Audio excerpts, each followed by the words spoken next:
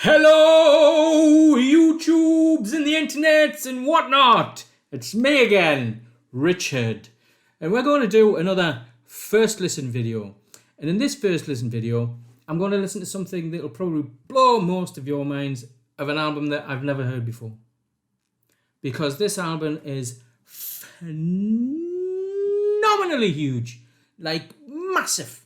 Huge. Had a massive impact when it was released. Garnered a load of fans worldwide for this band who previously had very few. It was their first major label debut. It came out in 1991. I was 21. I was the target audience pretty much for this band, more or less. 1991.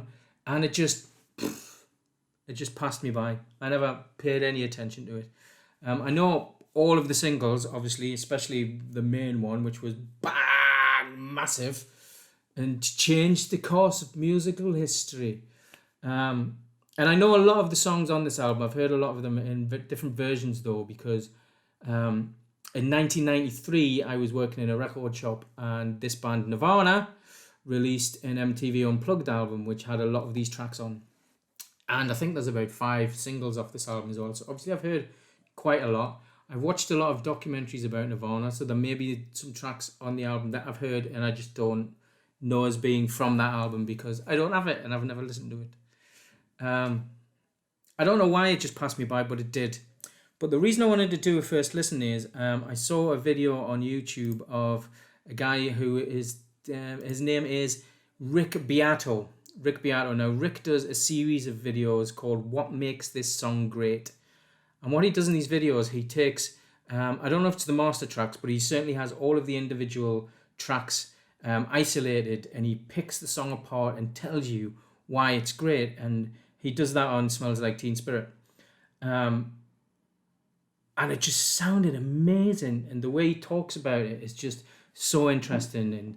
And it just made me go, I always knew Smells Like Teen Spirit is a great song, but I don't know, something just sparked this need to hear Nevermind because I've never heard it before. And I know, what? How have you never heard Nevermind? I just haven't. It just passed me by. This is the debut album on Geffen, first major label album. Previous album, Bleach, Sub Pop.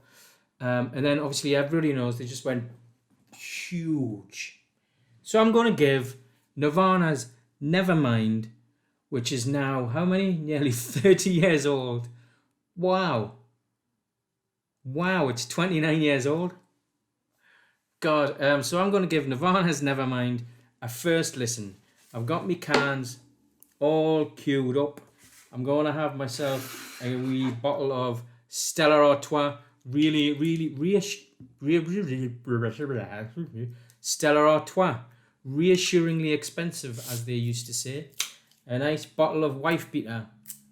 Hey! So, as they do say on the internet, without further ado, here we go. Cheers! Okay, so I had a bit of problem with my camera going through that. I don't know what happened, but it just stopped recording.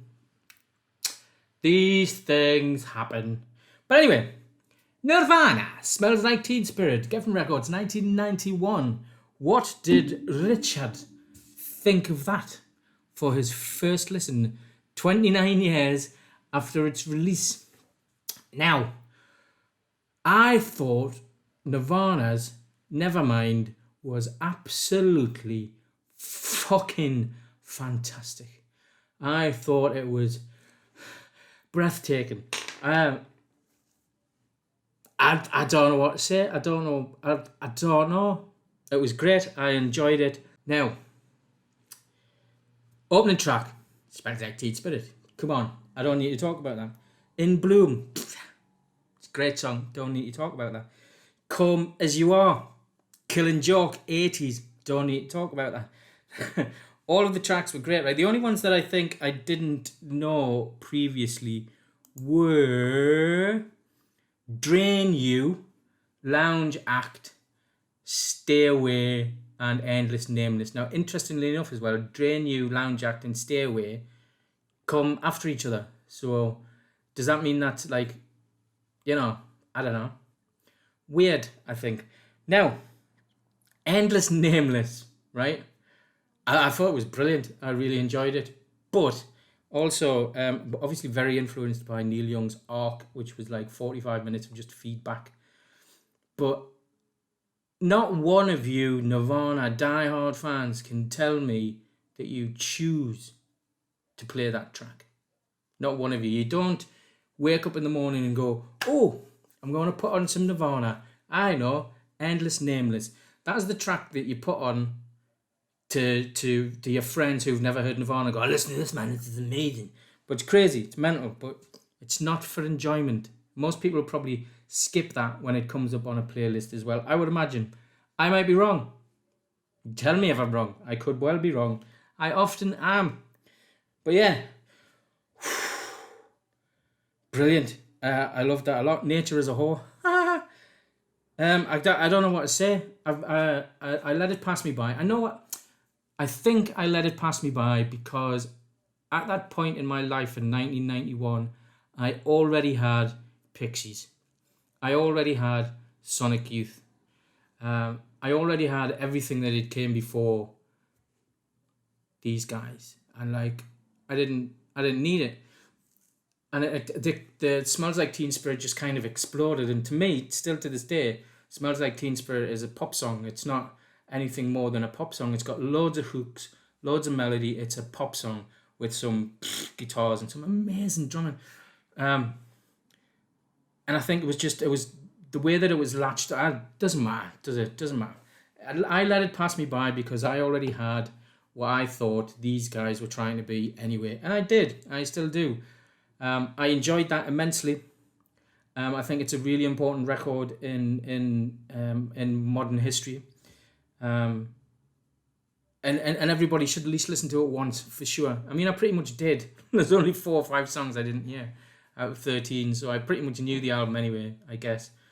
It sounds amazing. Butch Vig did. It's just amazing. And the drumming is just... Oh, man, the drum... There's so much of this, and I love this kind of thing. And he does this double kick thing. He's an amazing drummer. He has a good, interesting fact. Maybe it's not interesting. I think it's interesting. Some of you may know the band from Liverpool called The Laws. They had a chap in their band called John Power, I think his name is. Power, anyway. And he went on to form the band Cast after The Laws split up. They only did one album. They split up. For various reasons. Anyway, and John Power went on to form Cast, and their debut album was great. And they progressively went worse and worse and worse and worse and worse thereafter. And I always said to my friends, I think that first Cast album was actually a Lars album, and all of the songs were written by Lee Mavers and not John Power. And that leads me to think also, I haven't heard it, but people tell me that the Foo Fighters' first album is amazing, and everyone thereafter gets worse and worse and worse and worse. So, was the first Foo Fighters album Nirvana songs that Kurt had written? I'm throwing that out there as something amazing and new. Maybe all of you people in the grunge world have been talking about this for 20 years. I don't know. But anyway, yeah. So, also, if you're a Nirvana fan, watch that YouTube video by Rick, what's his face? Sorry, Rick Beato. Watch his video on Teen Spirit and you will love it. I guarantee that you will love it. So, how many miserable dickheads out of 5 shall I give Nirvana's? Now, I'm reviewing this, I think. I'm not reviewing it. I'm reacting to this. Trying to use as much... trying not to absorb the history of the record in the first place. I'm trying to give it a first listen as if I was 21 again in 1991 living in Edinburgh. And I would then have to seriously give this album a huge 1. Are you kidding? 5 miserable dickheads out of 5. My first ever full marks goes to a band that I don't particularly like, but that album was just full marks, spot on, right the way through. So good.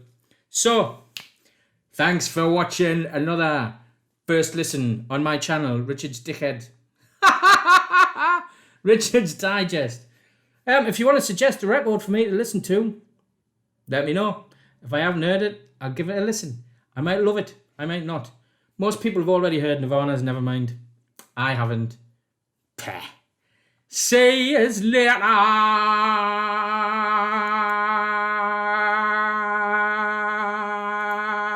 Alligator. See you later, alligator. Woo-hoo.